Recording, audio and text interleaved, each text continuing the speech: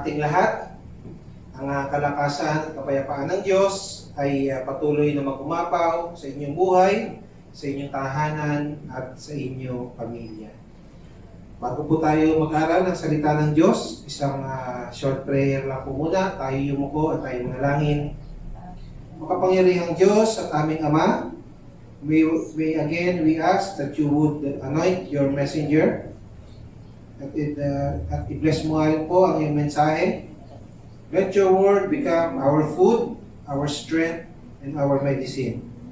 Puspusin niyo nga po kami, patawarin at linisin sa lahat ng aming mga kasalanan at karumihan na sa pamamagitan ng iyong dakilang pag-ibig at napakayamang habag ay maging marapat sa iyong harapan na kami ay humingi ng pagpapala at humingi ng karunungan at ng kaalaman. Ito po ang aming samot panalangin sa pangalan ni Jesus. Amen. Amen. Again po, yung pamagat or yung title ng ating message ay papakita po sa dulo. You may want to anticipate as we go along. Ano po kung ano yung pamagat ng ating aralin. Ang ating mong pag-uusapan ay makikita po natin sa 2 Corinthians. Pero ilang background lang po. Ang 2 Corinthians, during those times, they were under the Roman Empire. At in those times din, maraming mga probinsya ay nakaka-experience ng recession or tinatawag na taghirap. At gayon din, malaking financial support ang kinakailangan para sa paghahayo at pag-propagate ng gospel ng ating Panginoon. So in chapters 8 ng 2 Corinthians and in chapter 9, dinedicate po ni Pablo ang buong 2 chapter in giving, sa topic ng giving, helping, and generosity. So gayon din naman, ang lugar po ng Corinth ay isang place of commerce. So karamihan po sa kanila ay nakakaangat sa buhay. So simulan po natin in 2 Corinthians 8 verse 7. Ito po ay pangaral at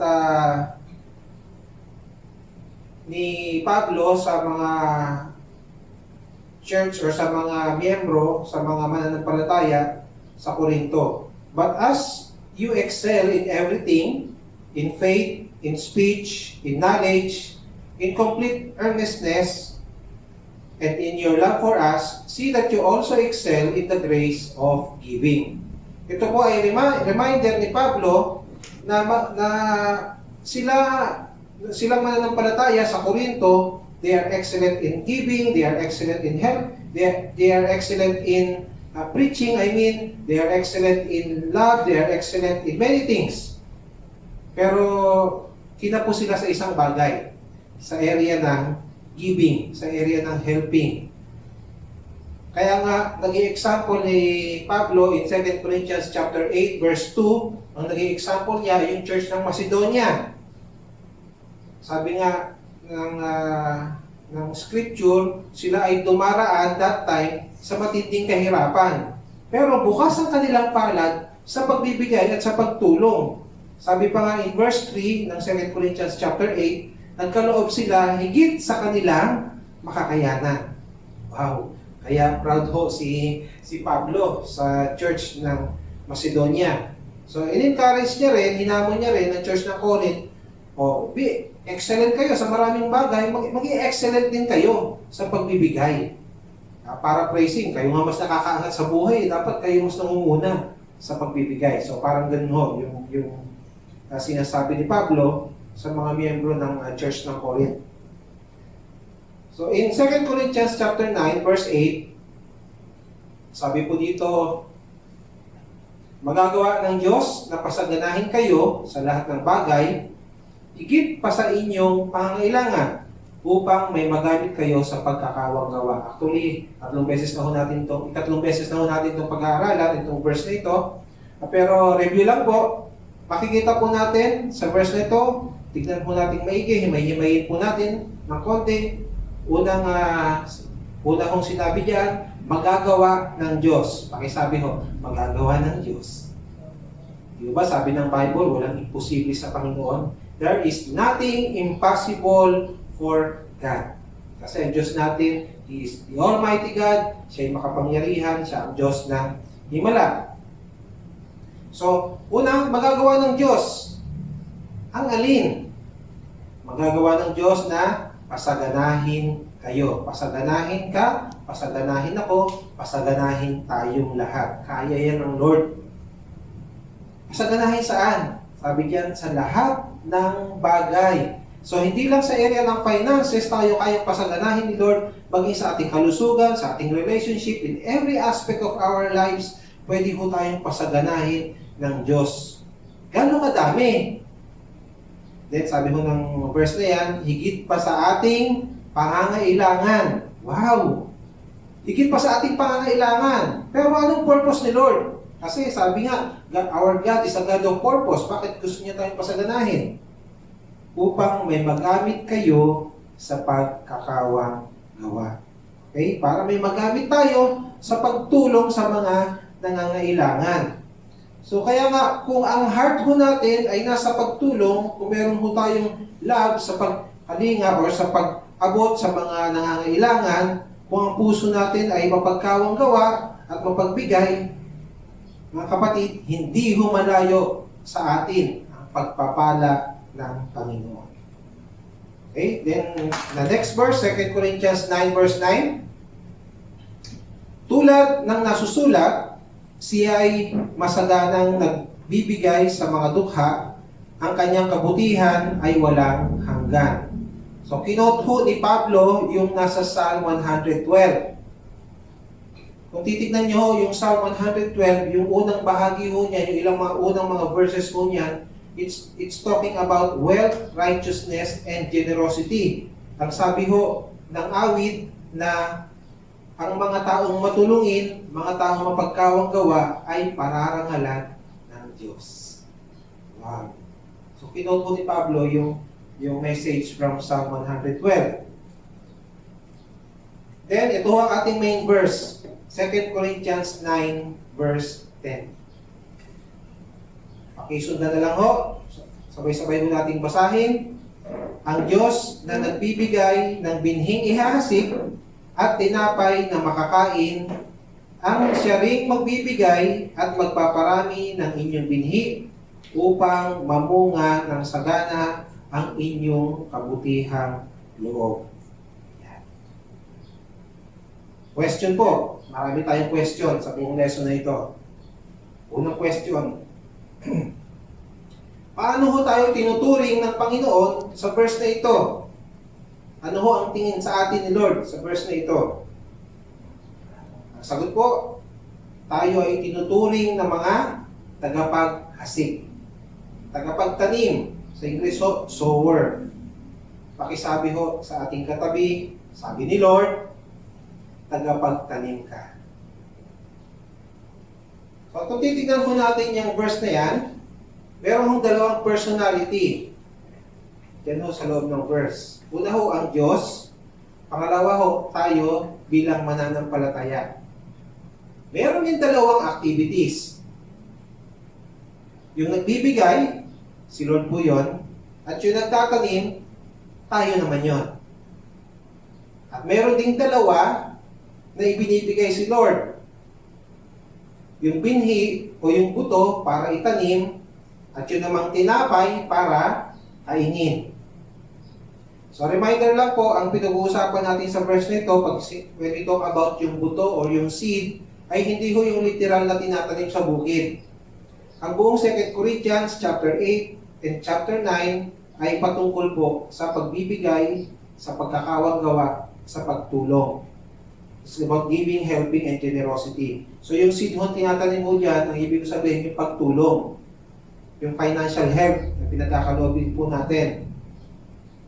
So, 2 whole chapter just to emphasize the importance of and the effect of giving sa ating buhay. According ho kay Rick Warren, if we will be doing a word study, ang word study ho, isa ho yung pamamaraan ng pag-aaral ng salita ng Diyos. Or tinatawag na word count.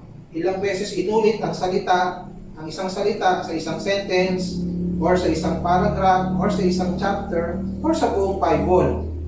Kasi yung malimit na pag-uulit ng salita ay pagbibigay ng importansya sa isang mensahe. Okay? Kaya tignan mo natin. Yung word na believe, believer, or believing, ginamit ho sa buong Bible 275 times. Yung salitang pray, prayer, praying, ginamit ho sa buong Bible 371 times. Yung salitang bless, blessing, ginamit ho ng 410 times.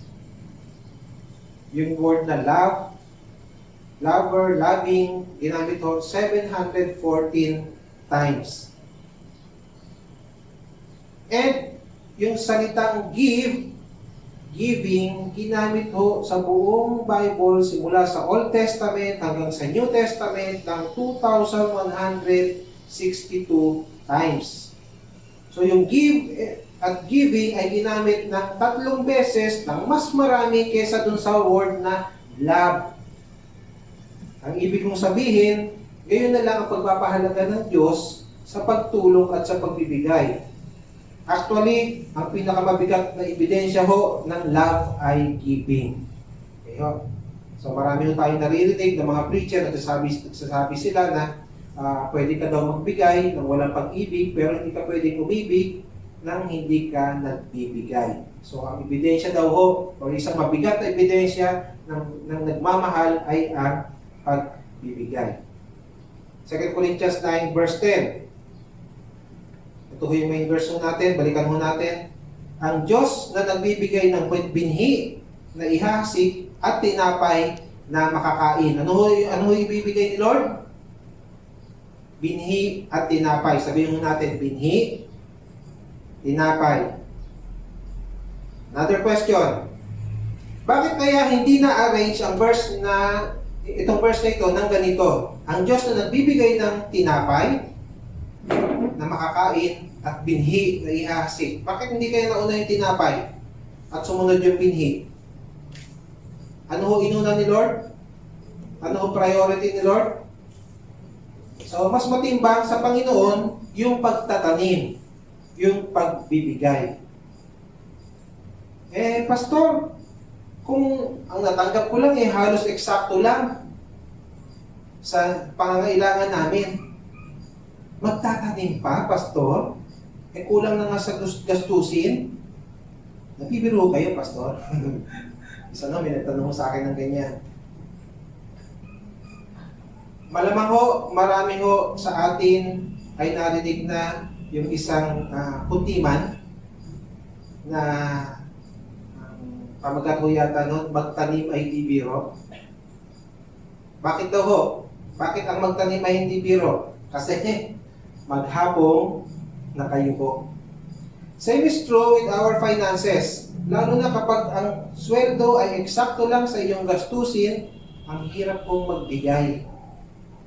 Ang hirap pong magtanim. Pero alam nyo, sa totoo lang, yung mga hindi nakakaunawa ng verse na ito, sila yung mga takot magtanim o magbigay. Sila yung natatakot magbigay ng tulong. Yung mga hindi lubusang nauunawaan itong verse na ito. Ano po ang unang bahagi ng verse? Ang Diyos na nagbibigay.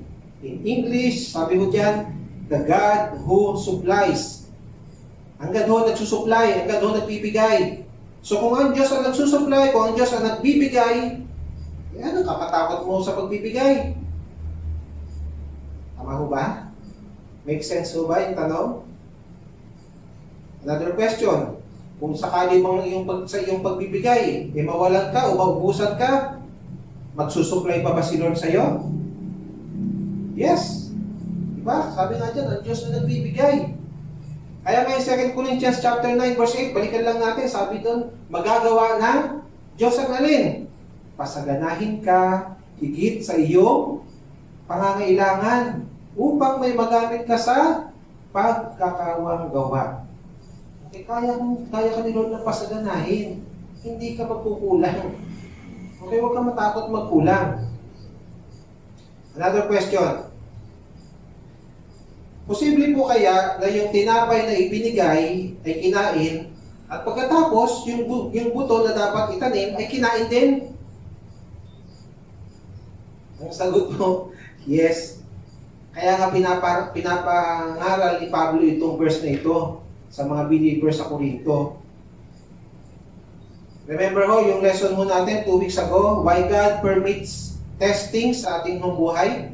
Number 1, to test our faith. Number 2, to test our character. And number 3, subukan tayo kung ano ang ating attitude pag tayo pinagpapala. Baka nga minsan, sabi ni Lord, bigyan ko kaya ito ng tinapay para sa pagkain. At bigyan ko rin ng maraming buto para itatanim. Tignan ko kung anong kanyang gagawin. So, ang ginawa, kinain yung tinapay, at ang yung para sa buto na itatanim, pinang-upgrade ng gadget. At dahil mahal yung gadget, nagkautang pa at may hinuhulugan pa. Tapos magpe-pray kay Lord, Lord, kapos pa po ako ngayon. Blessing pa more. Biruin nyo, kinain yung buto. Tapos blessing pa more. Next question. Ano po kaya ang mangyayari kung sa katagalan, yung buto na ibinibigay sa atin ni Lord para itanim ay lagi natin kinakain? Very basic ang sagot. Kung wala kang tinanim, wala ka rin aanihin. Kung wala kang tinanim, wala ka rin aanihin. Kaya nga, cycle of poverty ito eh.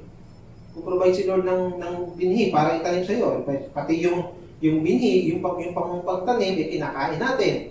O di habang tumatagal, wala kang itatanim, habang tumatagal din, di ganun pa rin yung sitwasyon ng buhay mo, mahirap pa rin, utang pa rin, kapos pa rin. Di paano? Wala kang may-harvest, wala kang naitanim. Meron naman, ganito ang kaso. Nagtanim nga, konti naman ang itinanim. Bakit? Kasi yung ibang buto, kinain. Kaya nga sabi ng 2 Corinthians 9 verse 6, tandaan ninyo ito, pakisabi sa ating katabi, tandaan mo. Ang naghahasik ng kakaunti ay mag-aani ng kakaunti. At ang maghahasik naman ng marami ay aani ng marami. Okay ho, maliwanag? Tuloy ho natin, balikan ho natin yung 2 Corinthians 9:10, yung ating main verse.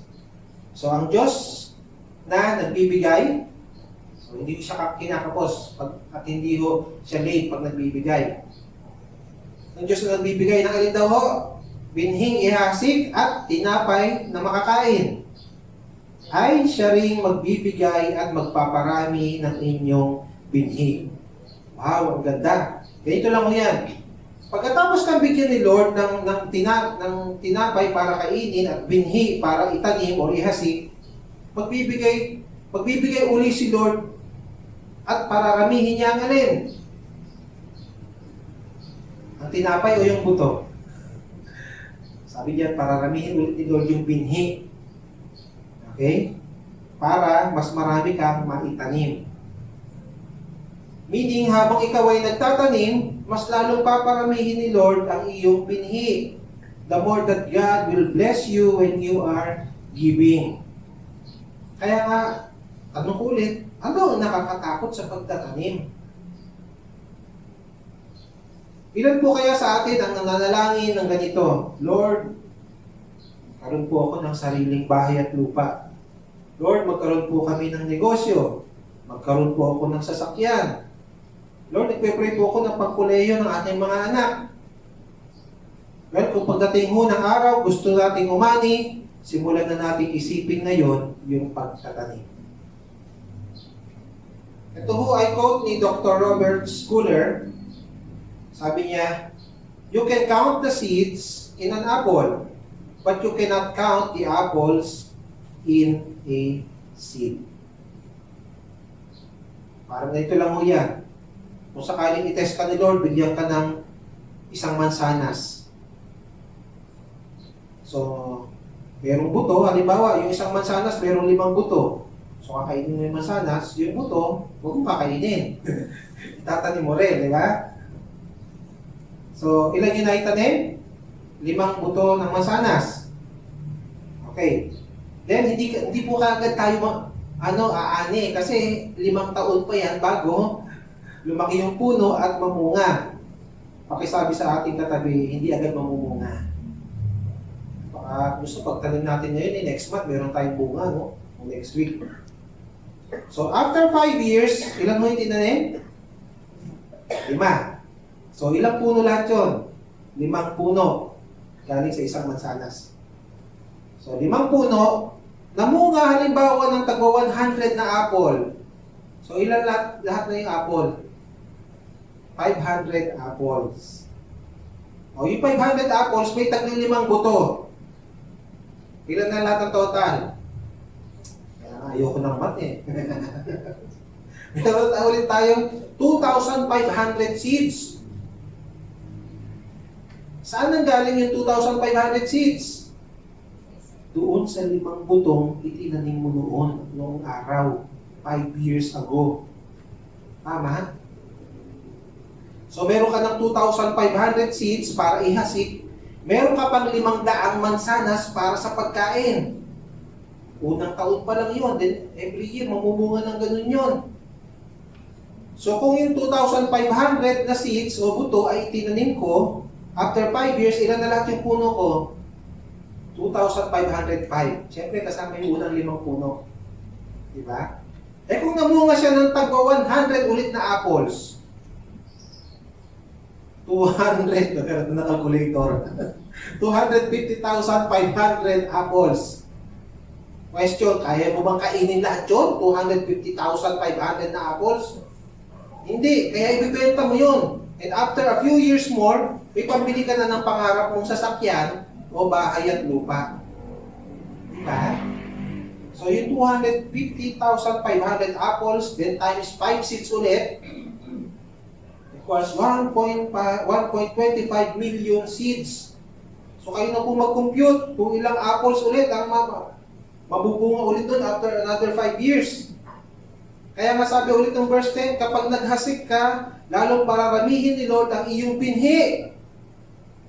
At habang dumadami ang iyong binhi, syempre dumadami rin ang iyong pagkain. Diba nabibless ka rin? So nakakatakot bang magtanim? Tumulong? Hindi, di ba? Ang malaki kasing problema, mas maraming mga tao ang naniniwala doon sa mga tao sa labas kaysa naniniwala sa Bible. Kaya ho, pinag-aaralan ho natin to. Mas maniwala ho tayo sa salita ng Diyos. Balikan ho natin. In 2 Corinthians chapter 9, verse 6. Tandaan ninyo ito. Ang naghahasik ng kakaunti ay mag-aani ng kakaunti at ang maghahasik naman ng marami ay aani ng marami. So, maliwanag ho ang prinsipyo ng Diyos. Kung magtatanim ka ng kaunti, may aanihin ka naman. Konti rin.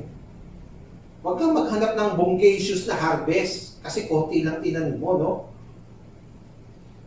Kaya nga kung dumarating yung pagpapala, ang iba doon ay buto na pangtanim, pakisabi ko sa ating katabi, huwag mong kakainin. Itanim mo. For practical living, kapag dumarating ang kita, ang sweldo, lalo na ang bonus, huwag mong i-assign lahat sa food. Dapat meron din for seed na pagtanim. Minsan no, may narinig ako, Pastor, madali niyong sabihin yan eh. Kasi may kaya kayo. Well, katotoo lang ho, hindi naman ho kami mayaman. Pinagpaalala lang po ng Lord. Nung kami mag-asawa ni Cathy, nakatira lang ho, ilang taon ho kami nakatira sa parents ko. Kasi nga wala kaming pera na pang-upa. May mga utang pa nga kami binabayaran. Pero during those times na kami na born again, nagsimula na kami magtanim sa kaharian ng Diyos. Then a few years later, kami ho ay medyo tatanim ka. Di syempre, meron ka ng mga inaani. So nakayanan na namin umupa. Pero wala pa kaming pambili ng house and lot. At habang inaangat ho kami ni Lord, mas lalo kami nagtatanim. Nagtatanim ho kami sa ministry, nagtatanim ho kami sa mission, nagtatanim ho kami sa mga lingkod ng Diyos, at sa ilang mga nangangailangan. And during those times, isa ho kaibigan ko, kumpare kong pastor, meron mo siya sinare sa akin. share ko rin mo sa inyo. Sabi niya sa akin, pare, try mo ito sa giving. Sinubukan ko muna bago ko i-share sa inyo. Sabi niya, narinig ko nga rin ito sa isang evangelist pero tinesting ko muna. Pare, lagyan mo ng pangalan yung itinatanim mo. Tinatanim mong buto.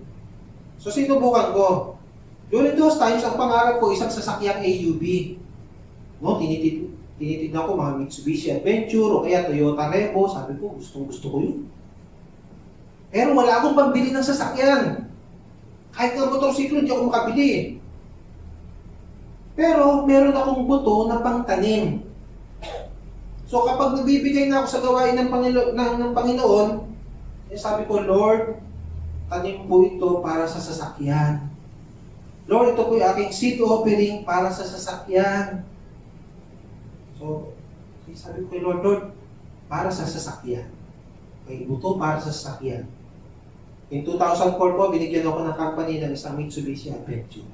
Wala akong binayaran. Then, I started sowing naman para sa bahay. Lord, para sa house and lot. Lord, tanim para sa house and lot. Lord, seed offering para sa bahay at lupa. In 2007, nag-bless po kami ng bahay sa Fortesa Subdivision. Another question. Meron ba kayong alam na buto na walang pangalan? Di ba lahat ng buto may pangalan? Buto ng mangga, buto ng santol, buto ng pakwan. At yung gusto mong anihin, pagdating ng araw, di ba yun yung buto na itatanim mo ngayon? Kung gusto mong umani ng mangga pagdating ng araw, syempre, ang itatanim mo, buto na mangga, hindi buto ng santol. Kung ang gusto mo ay bunga ng santol, pagdating ng araw, ang itatanim mo ngayon ay buto ng santol. Now, let's go back sa verse. 2 Corinthians 9 verse 10, maganda yung English version. And God who supplies seed for the sower. Take note po, wala pong pangalan yung seed na ibinibigay sa atin ni Lord. Bahala kayong magpangalan doon sa seed na itinatanim natin. Lord, seed offering ko po para sa sasakyan. Lord, seed offering ko po pang college ng aking mga anak. Lord, seed offering ko po para sa pagkasal namin. Hindi ng araw. Another question. Meron ba kayong alam na magsasaka nang tanungin mo, pare, ano yung tinatanim mo? Hindi ko alam. Bahala na. Pero farmer ako. Ano ba kayong alam na gano'n na farmer? Yung tinatanim niya, hindi niya alam? Eh kung tanungin ka kaya ni Lord, anak, ano yung tinatanim mo? Hindi ko po alam. Basta naghahasik ako. Kaya sagot mo, bahala na Lord. Baka mamaya, umani ka ng siksik, liklik, nag-uumapaw na, bahala na. Mas mahirap yun. Lagyan mo natin ng pangalan yung ating tinatanim. Kaya kung ang naghahasik ay gusto ng ang ani, ay gusto niya ay palay, mais o pakwan, hindi ba yun din yung buto na kanyang itatanim? Sa kapanahunan ho ngayon sa aming pamilya, so kami po ay nabiyayaan ng bahay sa isang subdivision. So ang monthly ho na binabayaran ho namin sa bangko is about mahigit 25,000 per month. Ang tuition ho nung aking anak na kambal ay nasa halos 30,000 a month. So yung tuition at saka yung bahay, 55,000 a month ho yun.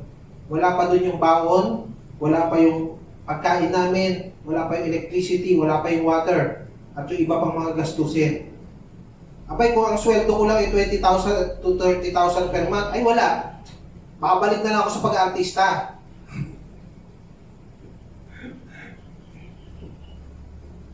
Pero alam niyo, buti na lang, may pinadala si Lord noong araw. Tinuruan kaming magtanim. Kaya nga yung pagpapala na Lord na inaani namin ngayon, bunga mo yun ng pagtatanim. Marahil nga, may ilan na ganito ang sitwasyon. May 2 o 3 anak na nasa college. Yung binigay na seed na pangtanim, ginagamit sa tuition. At yung food, tinitipid ng gusto para pambakon. So bakit nagkaganon? Kasi hindi nakapagtanim nung araw. Pero may mabuting balita. Kaya pa rin natin, mabuti naman ho ang Diyos. Pwede pa rin ho tayong magtanim sa panahon ito. Kaya sabi ng Philippians chapter 4 verse 19, paborito ko to ng maraming mga Kristiyano, and my God will supply all your needs. Lahat ng pangangailangan according to His riches and glory in Christ Jesus. So magsusupply lagi si Lord ng needs mo. Ano ba yung needs mo? Ang needs natin ay yung tinapay na pangkain at yung buto na pangtanim. Susupply ni Lord yan. Kaya lang kailangan matututo tayo magtanim at ihiwala yung pangtanim at yung pangkain.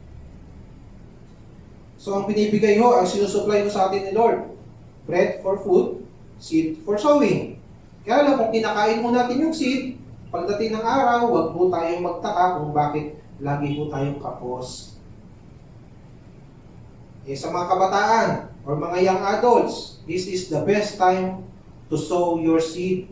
Dahil pagdating ng araw, sigurado ko, mangangarap ka rin ng house and lot, mangangarap ka ng sasakyan, mangangarap ka ng magandang college course para sa iyong mga anak, magtanim ka na. Para hindi ka mahihirapan umani pagdating ng araw. Kaya nga kapag may dumarating na supply o blessing si Lord sa atin, i-determine nyo muna. Lord, ano po yung seed? Ilan po yung seed? At ano yung pangkain namin? So pag tayo may gustong bilhin, i-determine din mo natin ano ba yung needs tsaka wants. Sabi mo ni Lord, I will supply all your needs, hindi ho yung wants. Yung wants ho, pag-ipunan mo natin, budgetan mo natin. Pero kung ako sa inyo, tiis-tiis mo muna tayo sa luho. Magtanim mo muna tayo as much as we can. In every opportunity we can, magtanim mo muna tayo. Kasi pag marami ka nang inaani, then madali na yung mga wants. Magtanim muna tayong magtanim. Bakit tayo kailangan magtanim? Kasi nga sabi ng 2 Corinthians 9 verse 6, ang nagtanim ng marami, aani ng marami. Ang nagtanim ng kakaunti, aani rin ng kakaunti. Kung nagtanim ng walay, siyempre aani ng walay. Siksik, tiklik, nag-uumapaw ng walay.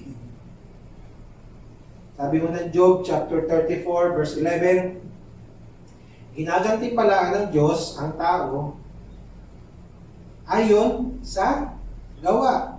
Igagawad sa kanila ay yaon lamang akma. So yung tama lang, yung sapat lang sa iyong ginawa. Kaya nga sabi ni Lord, yung nagtanim ng konti, di konti rin ang anihin mo. Yung nagtanim ng marami, di marami rin ang anihin mo. Ganun mag-reward si Lord. He is just. So igagawad sa kanila, yaon lamang akma. Akma sa iyong ginawa, akma sa iyong tinanim. So kung nagtanim naman tayo pero medyo kuripot, wag mo tayo magtaka kung kuripot din yung sagot sa prayers mo natin. Okay, sabi ko na isang Christian author, na daw yung libro niya na Fields of Gold, si Andy Stanley, ang kanyang general topic sa kanyang libro is about giving. Meron ko siyang sinulat na three laws or tatlong batas patungkol sa pag-harvest. Number 1, we reap later than we sow. Pag ngayon ho tayo nagtanim, wag ho tayo mag-expect kinabukasan, meron na ho tayong aanihin. So it takes time. Sabi nga sa Ecclesiastes chapter 3, may panahon ng pagtatanim, darating din ho yung panahon ng tag-ani. So, with our generosity, we do not reap immediately yung return. Hintay lang po tayo, darating din ho yun. So, it takes time. Magtanim po tayo na magtanim. Pangalawa ho, we reap more than we sow. Number 1, we reap later than we sow. Number 2, we reap more than we sow. So, pag nagtanim po tayo ng isang buto ng mangga, so hindi lang po isang mangga ang ating aanihin after 5 years. Yung puno ko, pag namungaw yun, maaaring 100. Okay, o mahigit pa. Then, year after year, mamumunga siya. Number 3, we reap in proportion of what we sow.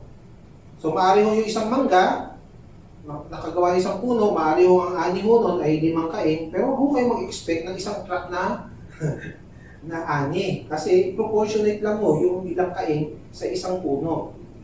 Okay ho? So, proportionate lang din ho yun. Kaya masabi ko kanina ng Job chapter 34 verse 11, igagawad sa atin, yun lang, yaon lamang akma. Okay, in proportion.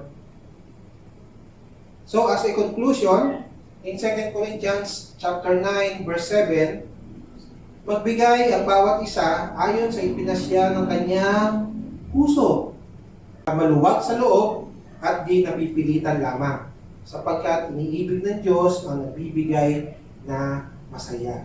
God loves a cheerful giver. Sabi ho dyan, ang bawat isa. Pakisabi ho, bawat isa. Pakisabi ho sa ating katabi, kasama ka doon. Ano ang ina-expect sa bawat isa? Magbigay ang bawat isa. Ina-expect po ni Lord ang bawat isa ay maghasik, magtanim. Kasi nga pag nag-supply si Lord, meron pang buto, meron pang pagkain. Kaya lang kuminsan nga, kinakain ho natin. At sabi ho dyan sa English version, God loves a cheerful giver. Kaya lang kuminsan ang mga tao, tearful giver. Kapag tayo offering na, parang pasana ang daigdig. Parang ang sama ng loob. Parang napipilitan lamang. Ang iba naman kapag offering, naiihi, mawala. Kaya nga siguro totoo yung sinasabi ng kanta, magtanim ay di biro. Meron akong isang kwento, narinig na ho ng iba ito. Isang pastor sa probinsya, may binisita ho siyang miyembro. Yung miyembro niya ho, may maliit na farm, at meron hong 2 alagang baboy at may mga maliit na sinasakang lupain. So maganda ho ang kanilang kwentuhan, ang kanilang sharean hanggang sa dumating sila sa topic ng giving. At na-bless naman ho yung tatay. So after explaining yung principles ng giving at saka ng blessings, tinanong ho ng pastor yung tatay, sabi niya, Tay, kung kayo ho ba ay merong 50 baboy, kaya niyo bang ibigay yung kalahati sa Panginoon?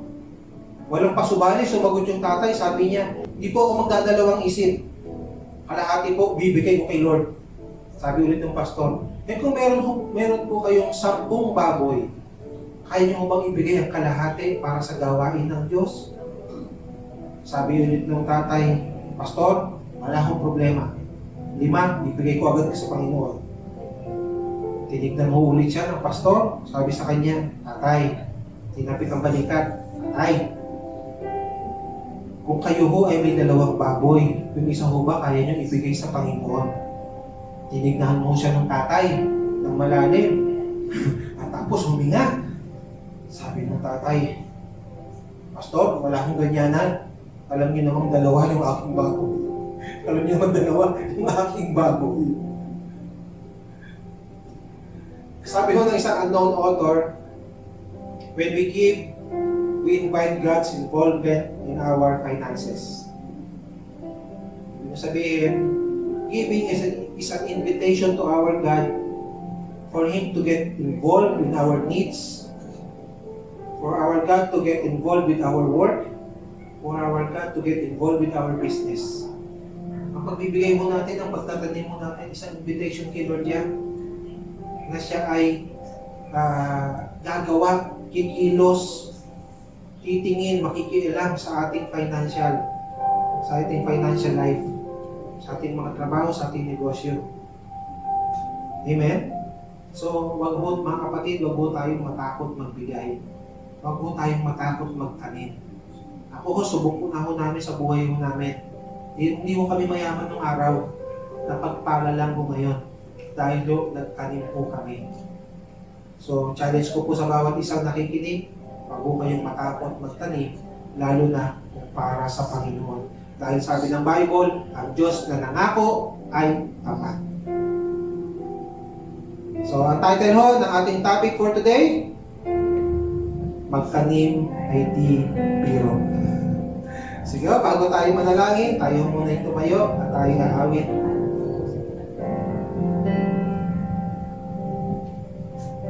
Hallelujah. Praise the Lord.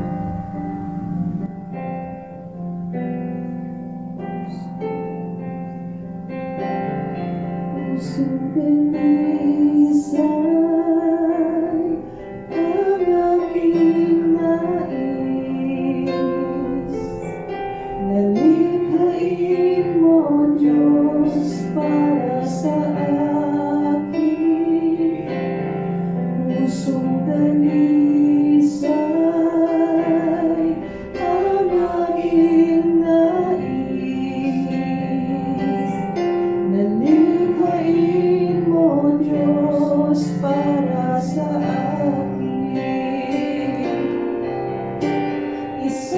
pusong tapat na sa'yo'y nagmamahal.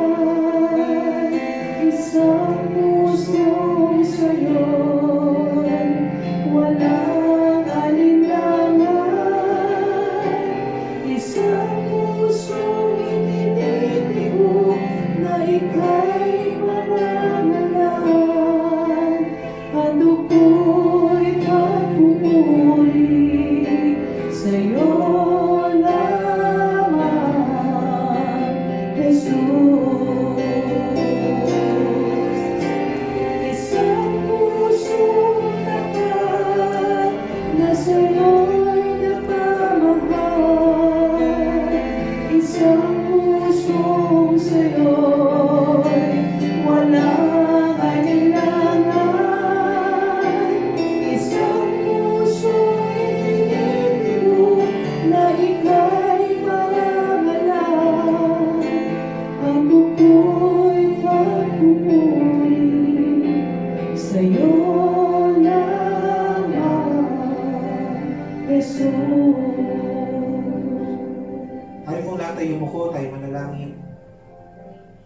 Dakila namin Diyos sa aming Ama na puno at sagana sa pag-ibig. Ikaw na unang nagbigay sa amin, sabi mo dyan, chapter 3, verse 16, for God so loved the world that He gave His one and only begotten Son. Ikaw ang unang nagbigay, ikaw ang unang umibig, kaya kami, Panginoon, ay natutong magbigay, natutong umibig. Salamat, Panginoon, na sinabi mo nga sa iyong salita, ikaw na Diyos na makapangyarihan sa lahat, na may kakayanang baguhin ang aming puso. We ask once again, Panginoon, that you would change our heart in the area of finances. Pahintulutan mo nga na ang puso namin, ang tibok ng aming puso ay maging katulad ng tibok ng iyong puso. Makita po namin ang mga kapatiran, ang mga tao sa paligid namin na nangangailangan. Baguhin mo ang puso namin. May it be a heart that gives, a heart that lends, a heart, Panginoon, na nais at masayang umabot sa mga nangangailangan. Let us teach us, Panginoon, how to give. Kami ay magtanim. Higit po sa lahat, Panginoon, na kami makita po namin through your eyes, Panginoon, and through your love, ang mga nangangailangan.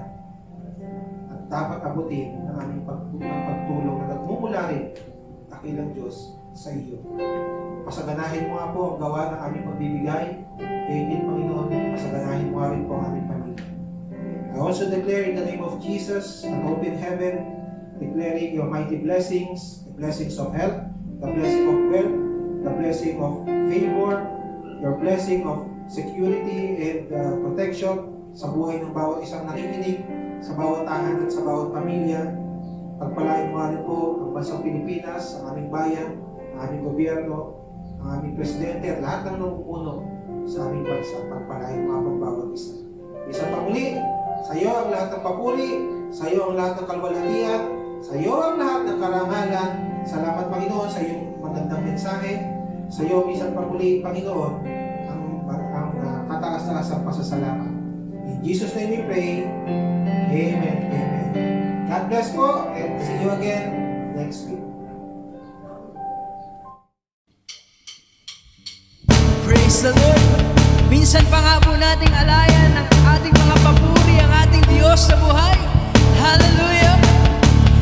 Let us declare in this place, Jesus is Lord. Everyone who calls the name of the Lord will be saved. Oh, oh, oh. Everyone who calls the name of the Lord will be saved. Oh, oh, oh.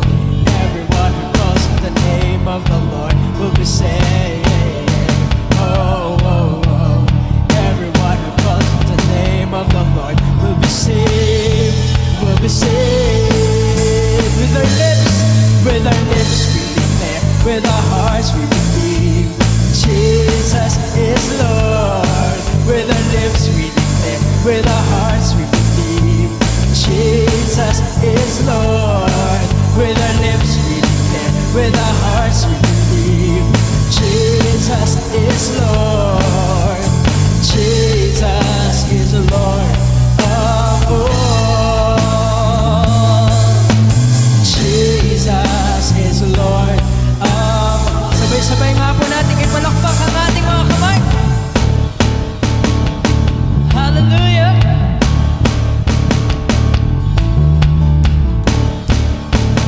Sabay-sabay po tayong umawit. Everyone who calls upon the name of the Lord, everyone who calls on the name of the Lord will be saved. Oh, oh, oh. Everyone who calls on the name of the Lord will be saved. Oh, oh, oh. Everyone who calls on the name of the Lord will be saved. Oh, oh, oh. Everyone who calls on the name of the Lord will be saved. Will be saved. With our lips we declare, with our hearts we believe, Jesus is Lord. With our lips we declare, with our hearts we believe, Jesus is Lord. With our lips we declare, with our hearts we believe, Jesus is Lord. Jesus is Lord of all. Jesus is Lord of all. Jesus is Lord of all. Jesus Christ, the Son of the living God. The Son of the living God is Lord over all the earth. Jesus Christ, Jesus Christ, the Son of the living God is Lord over all the earth, over all the earth. Jesus Christ is Lord.